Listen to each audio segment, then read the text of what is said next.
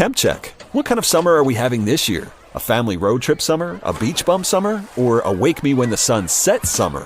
With Instacart, choose your own adventure and skip the shopping side quests. Where available, you can get ice cream delivered to your hotel, sunscreen to the pool, or cold brew to your bed. Well, door. In as fast as 30 minutes. Wherever you find yourself this summer, you can get the goods. Download Instacart for free delivery on your first 3 orders. Offer valid for a limited time. Minimum $10 per order. Excludes restaurants. Additional terms and fees apply. Brian Green joins us now. Selling a little or a lot? Shopify helps you do your thing, however you cha-ching. Shopify is the global commerce platform that helps you sell at every stage of your business. From the launch your online shop stage, to the first real-life store stage, all the way to the did we just hit 1 million orders stage. Shopify's here to help you grow. Whether you're selling scented soap or offering outdoor outfits, Shopify helps you sell everywhere. From their all-in-one e-commerce platform to their in-person POS system, wherever and whatever you're selling, Shopify's got you covered. Shopify helps you turn browsers into buyers with the internet's best converting checkout. 15% better on average compared to other leading commerce platforms. And sell more with less effort thanks to Shopify Magic, your AI-powered all-star. Shopify powers 10% of all e-commerce in the US. And Shopify is the global force behind Allbirds, Rothy's, and Brooklinen, and millions of other entrepreneurs of every size across 175 countries. Plus, Shopify's award-winning 24/7 help is there to support your success every step of the way. Because businesses that grow, grow with Shopify. Sign up for a $1 per month trial period at shopify.com/Odyssey Podcast, all lowercase. Go to shopify.com/Odyssey Podcast now to grow your business, no matter what stage you're in. Shopify.com/Odyssey Podcast. This season, Instacart has your back to school. As in, they've got your back to school lunch favorites like snack packs and fresh fruit. And they've got your back to school supplies like backpacks, binders, and pencils. And they've got your back when your kid casually tells you they have a huge school project due tomorrow.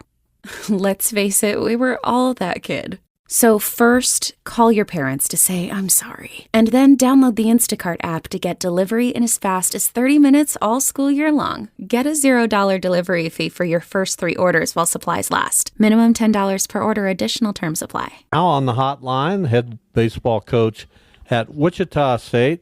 Brian, welcome. How are you today? Hey, good afternoon, gentlemen. I do have to say, as a former Southern California resident and also living in Honolulu for 2 years, when I hear the traffic report in Wichita, I always just have a smile on my face because there just really rarely is traffic in Wichita, and I sure appreciate that. Well, the traffic's actually gotten worse in the past 5 years, but yeah, I think compared to those places, we're pretty good. I think you just wanted to tell us you lived in Southern California and Hawaii, and we got that message, Brian, so thank you. And you know what? Maybe very clearly I tried to slip it in. I saw an opportunity, and I ran with it.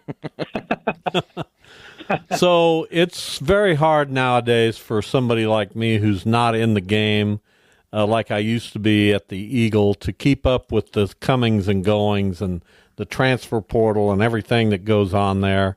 Give us your assessment of where Shocker baseball is now that the dust is cleared.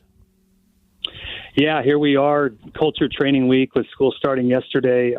We've already met with the team twice.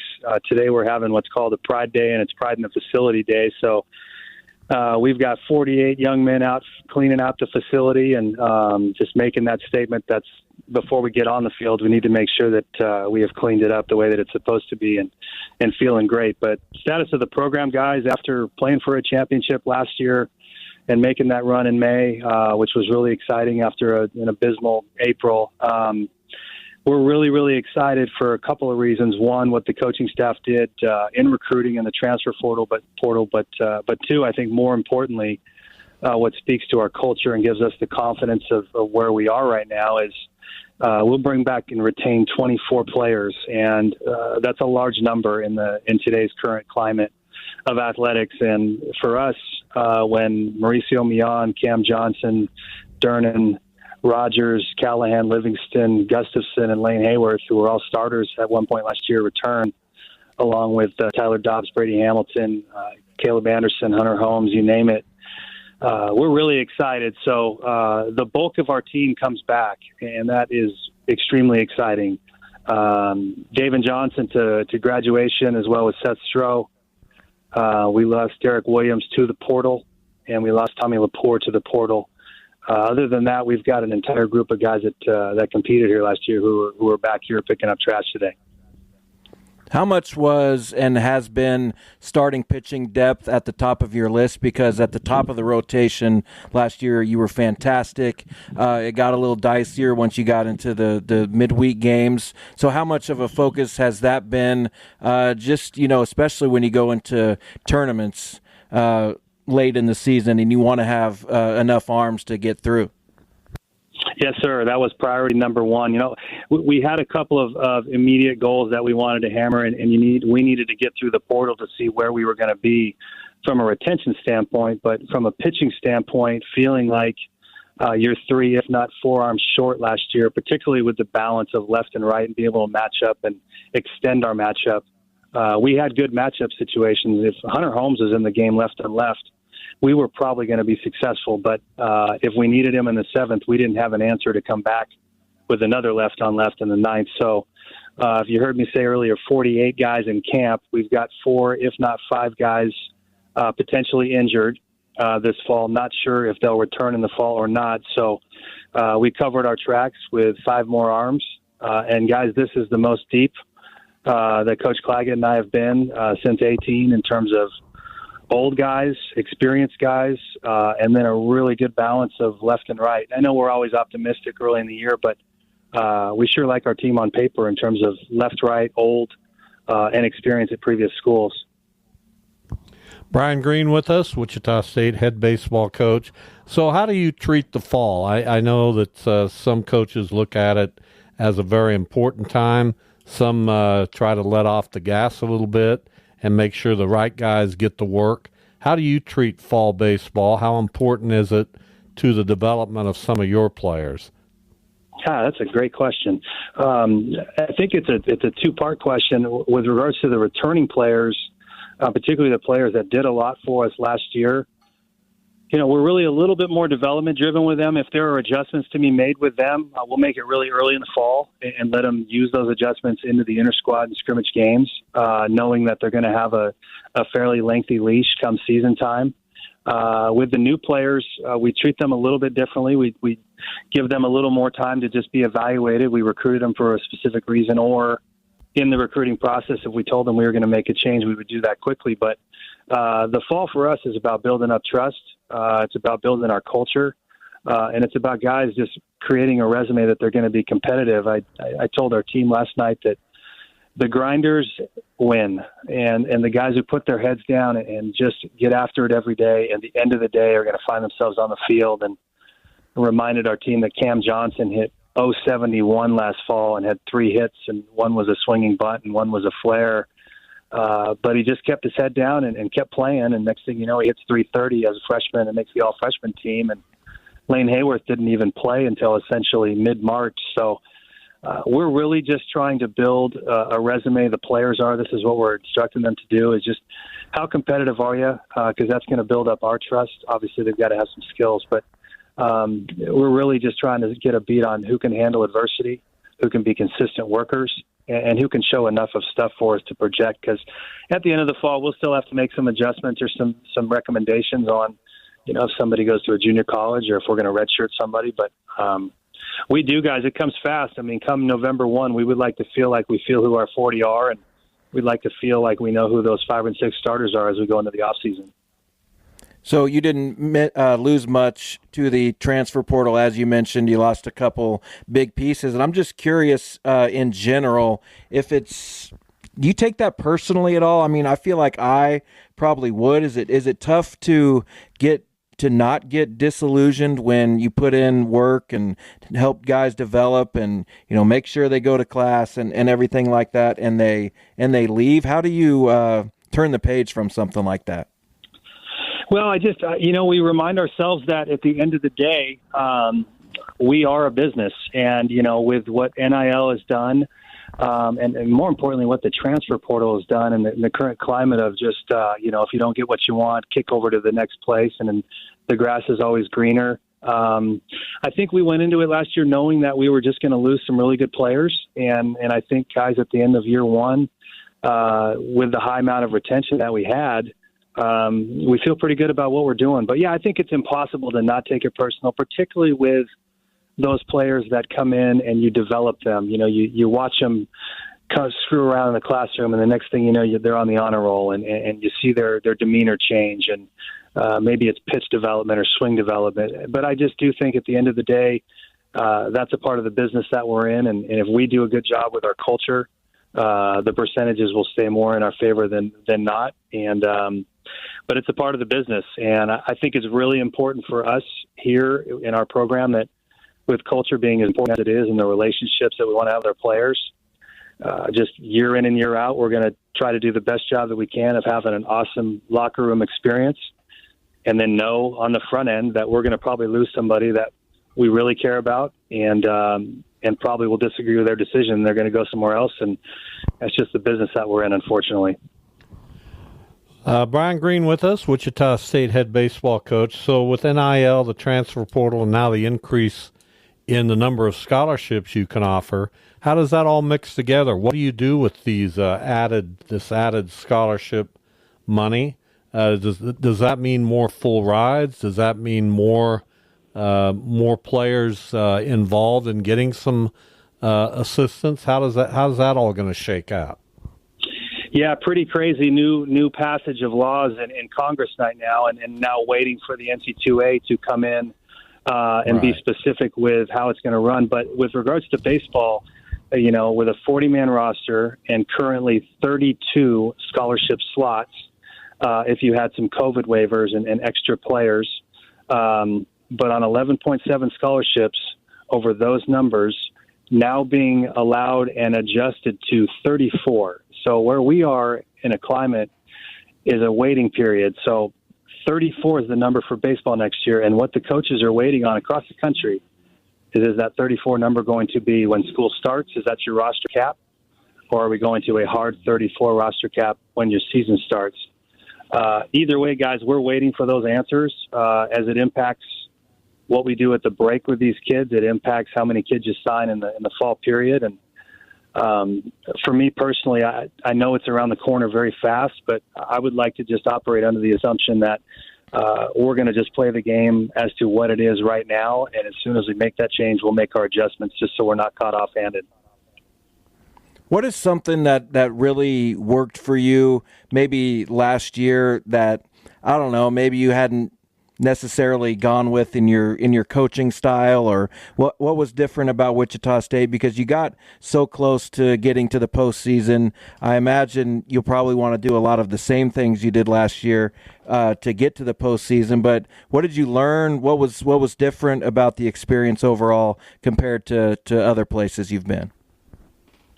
And another awesome question. That was what we discussed just the other day. Last week, we went off grid and we told our players on the 12th, 13th, and 14th, the coaches won't be available. And we took our retreat out at Flint Hills National in one of the lodges and closed our phones off and hunkered down. And those are the questions that we asked ourselves, just in terms of, let's start with what went well. Because, you know, so many times, as we all know as coaches, your memory is stuck on maybe the 10th inning the entire summer, or the bad 6th inning in the tournament, or maybe a little bit of April, and that can just dominate our thoughts. But so we really were specific with it. And to answer your question, guys, it was the culture piece is always important to me, but we went all in on that, more so than I've ever gone in, and I think more so than any of our coaches had gone in. So when we got to November last year, there were a lot of parts of the game that we hadn't covered, that we went into essentially a crash course on, like skill development for the infielders or short game fundamentals. We worked on it, but it was very broad. And we went all in on locker room and culture. And we did it because we had 35 new players. And we honestly, genuinely thought the only way we're going to be able to be competitive was to recruit a physical group of hitters, maybe not athletic and aren't going to be able to steal a lot of bases, but if we can be strong and hit doubles and drive some walks or get some on-base percentage, that's one way to win. Get as much pitchability on the mound as we can, and then just work really hard at culture. And you know, the question, how do you work hard at culture? Well, It's got to be player-driven. We've got to invest in outside groups coming in, and we've got to be very intentional with many, many leadership exercises today. And at the end of the day, that stuff sounds great, but what really went well for us and what we learned the most was when you have great senior leadership, you've got a chance to win. And last year's team was driven by Caden Favors and Mauricio Mion and Rogers and Stroh. And with that, what do we learn and what do we need to maintain? Make sure that we're doing a great job of working hard to develop leadership so we can have that again. And I've been really proud of this first week. We did an introduction exercise today led by the seniors. Nobody screwed around. They took it really serious, and everybody's body language is good. And those are the exciting things that I think. So maintain our culture, keep that front and center with what we do. Where can we improve? One, we can improve recruiting-wise, athletically, so we can have a faster team and do more, and then get more left-right on the mound. We feel like we've done that in recruiting, so we need to maintain the culture, but we need to work harder at the fundamentals in the fall period than we did last year. All right, Brian, we really appreciate it. Wichita State 32-29 last year, won 10 of their last 13 games, made it to the championship game of the AAC tournament. How's the schedule coming together for 2025? Boy, we sure like it. Again, some of the things that you learned from a year ago, what maybe to do or not to do, but we will mimic our weekend schedule in terms of first 2 weeks on the road at McNeese State down in Lake Charles to open up, and then we'll go to Hawaii for 5 games, and then we'll come back home to Eck for 3 consecutive weekends with Cal State Fullerton and Missouri State, and then Louisiana Tech before we open up conference. We'll still play Oklahoma, Oklahoma State, Kansas, and K-State, but we won't have any double midweeks against different opponents. We'll only play once, home and home with the Kansas schools, one time with the Oklahoma schools, and really try to improve on our rest. And I think that's one of the reasons why we improved in May is we weren't wobbling as much. So the schedule has really come together. We like it. We've got 54 committed right now. We still have 2 more slots available. And when fall baseball starts September 13th, we'll go to Nebraska for a fall scrimmage on September 21st. And then would invite the fans to come out October 19th. The Dallas Baptist will come here if you want to get a sneak peek at the Shocker baseball team in the fall this year. All right. Thank you so much. We appreciate your time. We'll visit soon. We appreciate you guys. Thanks, guys. Go Shock. Trying to figure out what to eat for dinner yet again? With Knorr sides and bouillon as your not-so-secret ingredient, you can skip the drive-thru and do dinner at home. Knorr Taste Combos provide a menu of delicious, affordable, and well-balanced meals that you can prepare in 30 minutes or less. Visit Knorr.com to get quick and easy recipe ideas for your home-cooked weeknight dinners. It's not fast food, but it's so good. Everybody knows it. Toyota trucks are the stuff of legends. Rugged, durable, everlasting. Toyota makes trucks that just don't quit. And now Toyota is driving that legacy toward the future with 2 of their most powerful trucks ever, the new Tundra and the all-new Tacoma. In a half-ton Tundra, you can rule the roads. From the comfort of a spacious cabin with connected tech and plenty of hauling power, the Tundra is ready to work hard and play even harder. Or check out the all-new 24 Tacoma, redesigned and electrified to maximize your adventure. With a bevy of available off-road driving and power transfer modes, you will effortlessly crush the conditions. And with the Tacoma's reimagined interior, you'll do it in style. And right now, your local Toyota dealer has more vehicles in stock and is making delivery on new vehicles almost every day. So don't wait. Buy a Tundra or Tacoma today. Visit buyatoyota.com for deals and more. Toyota, let's go places.